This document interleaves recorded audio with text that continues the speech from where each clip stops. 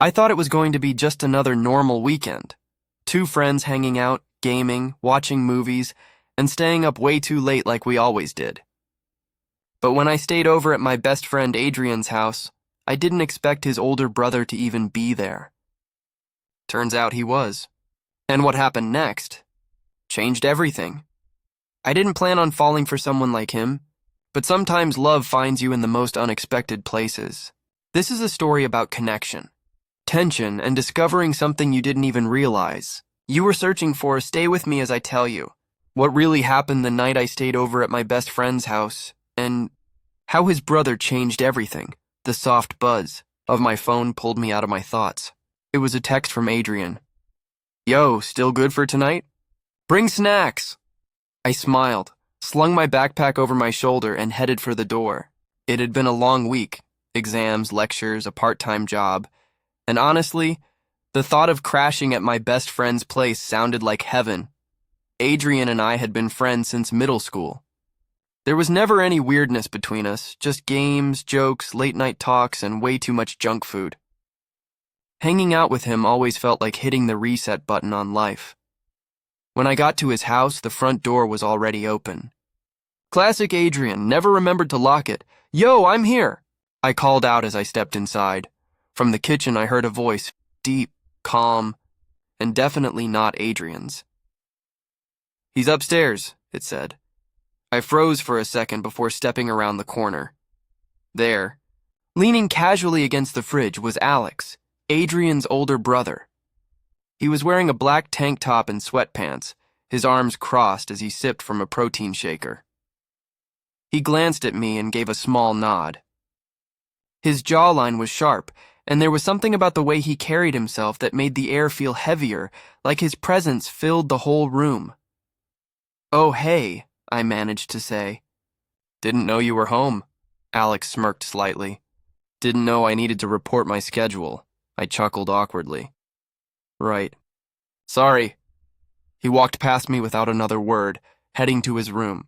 I watched him go, a strange tension lingering in the space he left behind. Alex had always been different. Older, athletic, quiet, and a little hard to read. We'd never talked much beyond a casual hey when we crossed paths. He was Adrian's much cooler, much calmer older brother, and honestly, he kind of intimidated me. I shook it off and went upstairs. Adrian greeted me with his usual burst of energy, tossing a bag of chips at me like a football. "Dude, you're late." "I brought cookies, calm down," I said, tossing him the box back. We sank into hours of gaming, snacks, and ridiculous debates, like whether pineapple belongs on pizza. Everything felt normal, easy, familiar. But sometime after midnight, Adrian passed out mid-match, controller still in hand. I rolled my eyes, stretched, and realized I wasn't even tired yet. Not wanting to wake him, I tiptoed downstairs to grab a bottle of water. The hallway lights were off. The house was quiet still. As I passed Alex's door, it creaked open slightly. I wasn't trying to look, but my eyes shifted instinctively. He was sitting on the edge of his bed, back turned toward me. The dim light from his phone outlined his shoulders and the strong lines of his frame. He tilted his head slightly as if he already knew someone was there. Then he spoke, calm, steady. "You can come in." "I don't bite," I froze. "I was just grabbing water," I stammered. He turned to look at me. Even in the low light, his eyes were clear and focused. "You're Adrian's best friend, right? What's your name again?" "It's Leo," I said quietly. "Right." He nodded, his voice softer now. "Leo." He leaned back a little, arms resting behind him, the quiet hum of the night filling the silence between us. I couldn't quite tell if he was just being polite, or if there was something more in the way he looked at me. "You always stay over?" he asked, his voice calm but curious. "Sometimes," I said. "We usually just chill, play games, watch movies, eat way too much junk food, that kind of thing." He smiled faintly, almost to himself. "Must be nice." There was something in his tone, not cold, not warm, just unreadable. I cleared my throat. "I should grab that water." "The kitchen's dark," he said, pushing himself off the bed. "I'll come with." Before I could respond, he was already walking past me. I followed, caught between confusion and a strange pull I couldn't quite explain. In the kitchen, Alex opened the fridge and tossed me a cold bottle. "You don't talk much," he said, leaning casually against the counter. "I talk plenty," I replied, trying not to sound defensive. "Not to me, you don't. Well, you don't exactly start conversations either," I shot back. That made him smile, a small, knowing grin that made his eyes narrow like I'd surprised him. "Fair enough," he said. He stepped a little closer, not in a threatening way, just enough for me to notice the faint scent of his cologne mixed with laundry detergent and something warm, familiar. It was distracting. "You know," he said, his voice softer now, "Adrian talks about you a lot, says you're smart, funny, loyal." I hesitated, not sure how to respond. Compliments always threw me off, especially coming from someone like him. Thanks," I managed. He tilted his head slightly. "You blush easy." "I'm not blushing," I said quickly, though my face definitely felt warm. "It's fine," he said, still smiling. "It's kind of cute." There was a pause, not awkward, just heavy. The air between us felt different, like something was quietly shifting. I couldn't tell if I was imagining it or if Alex was actually flirting. And honestly, I didn't know which idea made less sense, that I might be drawn to my best friend's brother, or that he might actually be drawn to me. "Anyway," I said, stepping back a little, "I should head upstairs." But before I could move, Alex reached out and gently touched my wrist. "Hey," he said, his tone easy, almost teasing. "Relax, I'm just messing with you." "Don't freak out," I glanced at his hand. His touch was warm, steady, and for some reason, I couldn't quite look away. "I'm not freaking out," I said quietly. "I'm not freaking out," I said quietly. "Good," he replied, finally letting go of my wrist. As I turned to leave, his voice followed me. "You know where my room is, if you get bored." I didn't sleep much that night. I didn't know what he meant by that. Was it a joke, a tease, or just Alex being Alex? Still, the way he looked at me stayed in my mind. I'd never been looked at like that before, with confidence, curiosity, and something I couldn't name. As I lay there staring at the ceiling while Adrian snored beside me, I kept wondering what might have happened if I'd said yes. The next morning started like any other. Adrian was still out cold when I quietly slipped from his room. The faint smell of bacon and coffee drifted up the stairs, pulling me toward the kitchen. I hadn't gotten much sleep. My mind kept replaying last night. Alex's voice, his words, his touch, the look in his eyes when he said, "If you get bored." I didn't know what it meant, or if I even wanted to know. When I reached the kitchen, Alex was already there, standing by the stove like it was routine. Shirtless again, of course. His back muscles flexed with every motion, and I had to remind myself to look away before I walked straight into a wall. "You're up early," he said without turning. "So are you," I replied, grabbing a mug from the counter. "I work out in the mornings, then I cook. It's a habit." He glanced over his shoulder, his eyes meeting mine for a second before he slid some eggs onto a plate and set it on the counter. "Here, for you." I hesitated. "You didn't have to—" "I know," he cut in smoothly, "but I wanted to." I sat down, watching him move with that same calm confidence that made everything feel like a scene out of a movie. For a while, neither of us spoke. The silence wasn't awkward, it just felt alive. "Adrian still out cold?" he asked between bites. "Yeah," I said, smiling. "He could sleep through a fire alarm." Alex chuckled softly. "No kidding." The quiet settled again, not uncomfortable, just aware. Like there was more being said between us than either of us dared to admit. It felt like we were both sensing something neither of us could name. His eyes flicked toward me now and then, holding just a second too long before looking away. "So?" I asked, trying to break the tension. "What do you actually do?" He paused, leaning back slightly. I'm between things right now. Used to work in personal training, then moved into management at a gym. Now I'm figuring out what's next. His tone was open but guarded.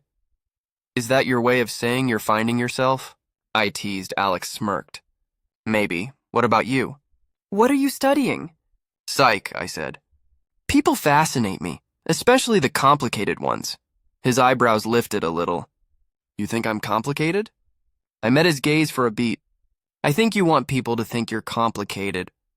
But maybe you're just lonely. The air between us stilled. His smile faded just slightly, eyes narrowing like I'd brushed against something he didn't expect me to see. You're smarter than you look, he said quietly. And you're softer than you look, I replied, not looking away. He laughed once, short, real, the kind of laugh that feels rare enough to mean something. I like you, he said after a moment, his eyes dropping to the table for the first time. My throat tightened. You don't even know me. Maybe, he said. But I want to. The room suddenly felt warmer. Like something unspoken had just stepped out into the open between us, and just then, heavy footsteps echoed down the stairs. Yo, something smells awesome! Adrian's voice shattered the moment like glass. Alex stood up immediately, grabbing his plate and turning away. I did the same, heart pounding as if we'd been caught doing something we shouldn't, even though nothing had happened. Adrian stumbled in, rubbing his eyes. Man, did I miss breakfast? You're late as usual, Alex said casually, rinsing his dish. Shocker, I added, forcing a laugh that sounded more normal than I felt. We all ate together, and the rest of the day unfolded like any other. We watched a movie, played co-op games, and made dumb bets over who could chug the most soda before burping uncontrollably. It was easy to slip back into routine, or at least pretend to. But every so often, I caught Alex watching me, and no matter how hard I tried, I couldn't stop glancing back. That night, Adrian crashed early again after too many sodas and not enough water. I lay on the guest mattress scrolling through my phone, my heart still racing from everything that almost happened. Then there was a knock at the door. Soft. 2 taps. I sat up, listening. Adrian didn't move. Slowly, I got up and cracked the door open. Alex stood in the dim hallway, hoodie on, hands tucked in his pockets. You up? He asked quietly. I nodded. Come with me. We ended up outside on the back porch. The air was cold, our breaths visible in the night. He tossed me a hoodie, his hoodie. It smelled like him. I slipped it on, trying not to think about how personal that felt. The stars were out, the kind of clear, quiet night that makes you feel small in the best way. We sat on the wooden steps, shoulder to shoulder but not touching. The silence between us had its own rhythm. I'm not usually like this, Alex said finally. Like what? I asked, this open with people. I keep things locked up. Why? He hesitated. Because I've been burned before. Let someone in, they leave. Let them close, they run. I got tired of being someone's experiment. His voice cracked slightly at the last word, and suddenly I understood. Someone had treated him like a phase, a curiosity, not a person. I looked at him. I'm not going to do that to you. He turned toward me, eyes searching mine. Then what are you going to do to me, Leo? The question hung in the air, soft and heavy. I didn't have an answer. I barely understood what I was feeling myself, but I knew I wanted to be around him. I wanted to know who he was beneath the calm exterior. I wanted to earn the kind of trust he didn't give easily.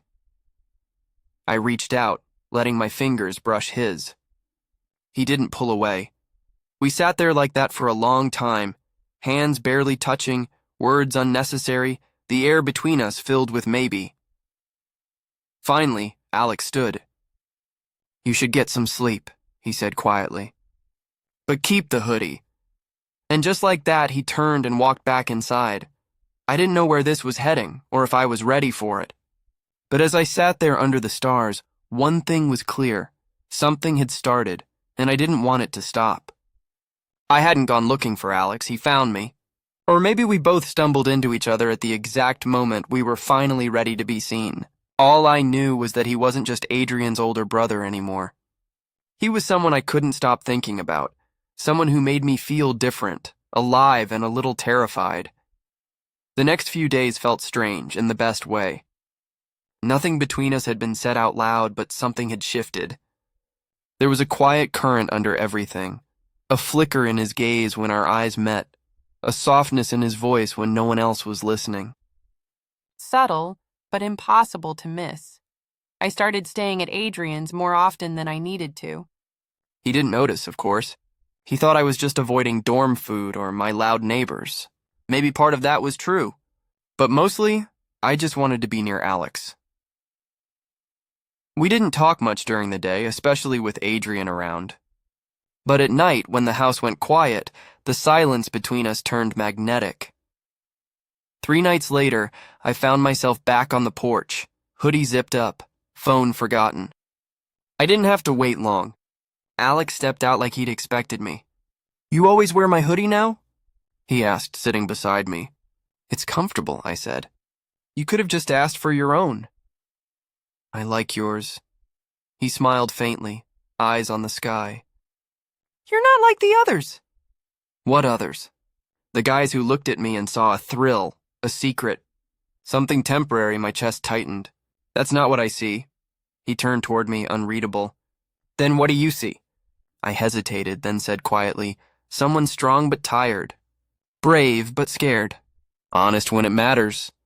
He didn't speak for a long moment. Then, almost too softly, "And what do you want from me?" My breath caught.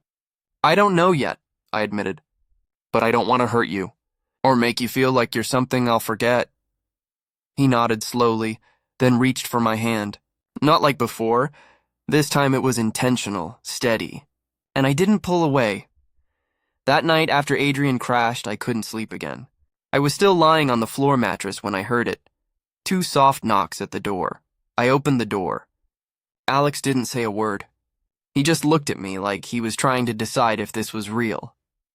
Then silently he held out his hand. This time I didn't hesitate. We didn't go to the porch. We went to his room. It was dimly lit, the air faintly scented with cedar and detergent. Posters lined the walls, old boxing matches, guitarists mid-performance, a photo of Alex with a dog I'd never seen before. There were layers to him I hadn't even begun to understand. He closed the door quietly, locked it. The air seemed to thrum between us. "I shouldn't have brought you here," he murmured. "Then why did you?" "Because I want to stop wondering what it would feel like." He stepped closer, to touch, to know, to see what was real. Then carefully, like he was asking permission, he lifted a hand to my jaw. I leaned in. Our lips met, slow, uncertain, like 2 people standing at the edge of something vast and terrifying. Then his hands found my waist. My fingers slid into his hair. We didn't rush. We just felt every breath, every heartbeat, every trembling inch of space between us. His lips were soft but sure. His body warm and steady, like he could hold all the noise inside me and still stand tall. For the first time in a long while, I didn't feel awkward in my own skin. I felt wanted, but then we broke apart, breathless, wide-eyed. "Sorry," he whispered. "For what?" I asked, still dazed. He ran a hand through his hair. "I just don't want to make things harder." "What do you mean?" He sighed, sitting on the edge of his bed. "Adrian doesn't know. And if he did..." I sat beside him. "He'd be shocked. Maybe a little mad. But he loves us both. It's not that simple. You're his best friend. I'm his brother. That's not exactly a hey, surprise, we're dating situation." "We're not dating," I said softly. Alex turned toward me, unreadable. "Do you want to be?" I hesitated. Then quietly, "Yeah, I think I do." The next morning was chaos. Adrian's alarm hadn't gone off and he was scrambling, half-dressed, muttering about a group project. He barely noticed I was awake early, or that Alex was already in the kitchen, hair still damp, a faint smirk tugging at his mouth. "Did you guys stay up again?" Adrian asked, shoving toast into his mouth. I opened mine to speak, but Alex beat me to it. "Just talking. Couldn't sleep. Adrian groaned. You both seriously need to fix your sleep schedules. As he rushed out the door, he turned back. You staying again tonight? Before I could answer, Alex looked at me and said casually, Why not? He basically lives here now. Adrian laughed. Cool, just don't hog the snacks. The door clicked shut, and the silence returned. Alex turned to me. So, are we keeping this a secret? I leaned against the counter. Do you want to tell him? His eyes lowered. Eventually. But not yet, I nodded.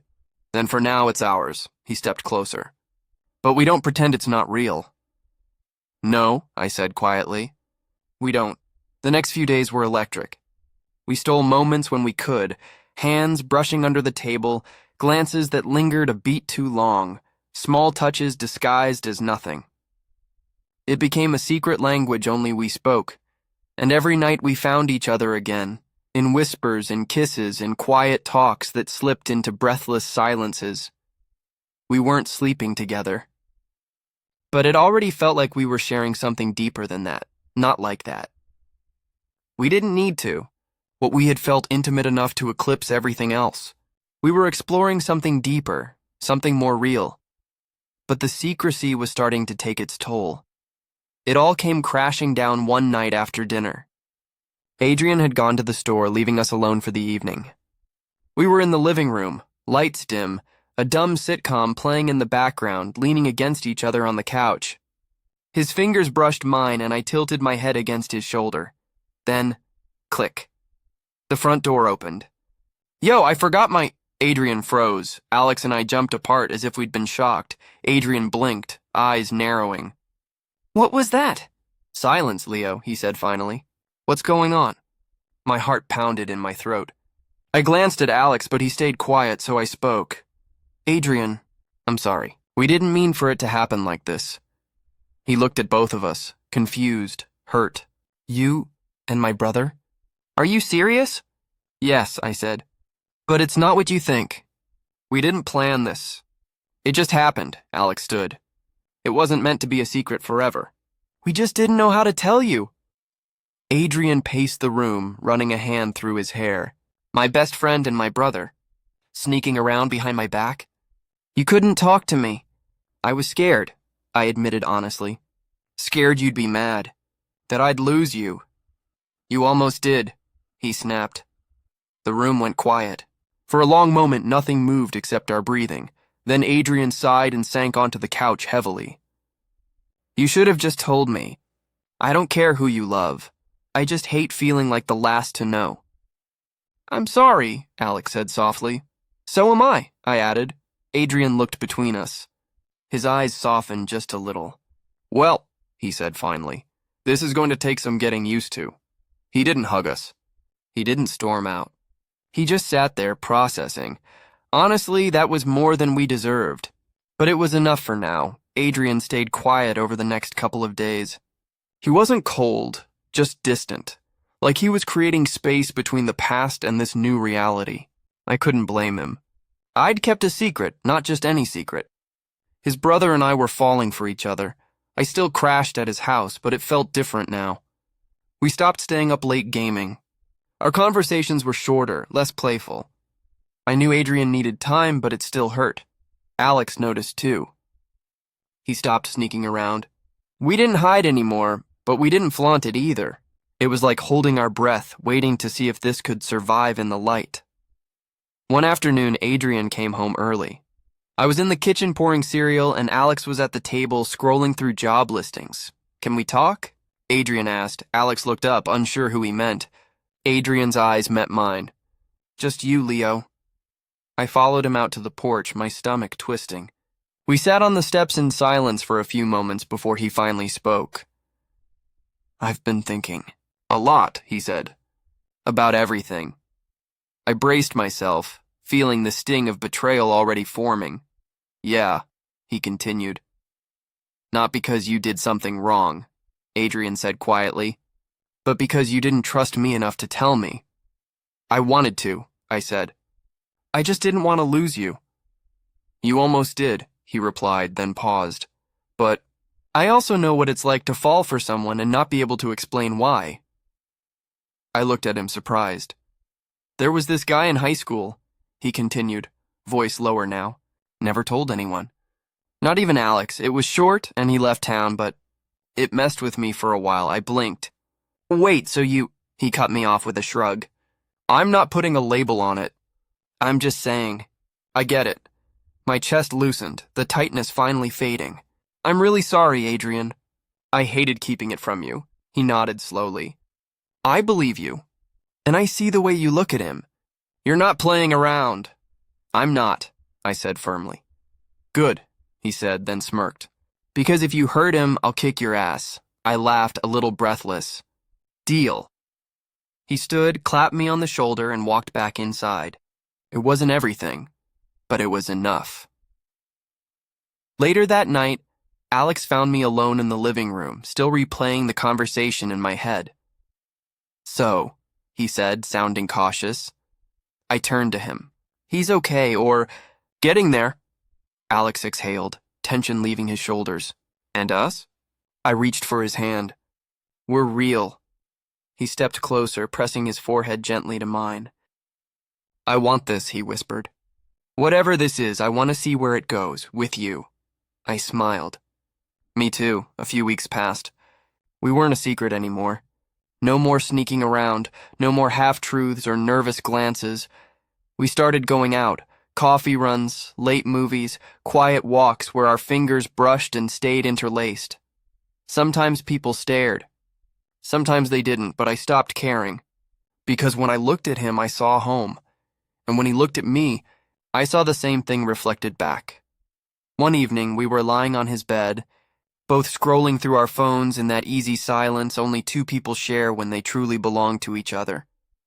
Then Alex said softly, "You ever wonder how we got here?" I looked over at him, brow raised. "What do you mean?" I asked. Alex smiled faintly. "You were just Adrian's quiet best friend. I barely even knew your name. And now..." He exhaled. "Now you're everything," I laughed softly. "That's kind of ridiculous." "Yeah," he said. "But also, kind of perfect." He set his phone aside and turned to face me completely. "I've had a lot of flings, Leo. A lot of people who came close but never made it past the walls I built. But you walked right through them like they were never there." My throat tightened, eyes stinging. "You let me." "I did," he said quietly. "And I don't regret it. Not for a second." Later, we were back on the porch where it had all started. The air was cool. Stars scattered across the sky like they were listening. Somewhere inside, Adrian was yelling at a video game, his voice echoing faintly through the open window. Alex sat beside me, legs stretched out, hoodie sleeves pulled over his hands. He looked peaceful. Then, out of nowhere, he said, "I love you." I froze. He turned toward me, eyes steady, voice calm but sure. I just needed to say it. I didn't want to wait for the perfect moment. "I want you to know." My heart stumbled, then steadied. "I love you too," I whispered. And then I kissed him. Slow, deep, unafraid. Because this wasn't a maybe anymore. This was real. Love doesn't always arrive when or how you expect it. Sometimes it shows up at your best friend's house, wearing a hoodie, quiet eyes, and a guarded heart. And sometimes, if you're lucky, you get to watch those walls fall, brick by brick, breath by breath, until one day you realize you're not just staying the night anymore, you've found your place. Your person. Your home.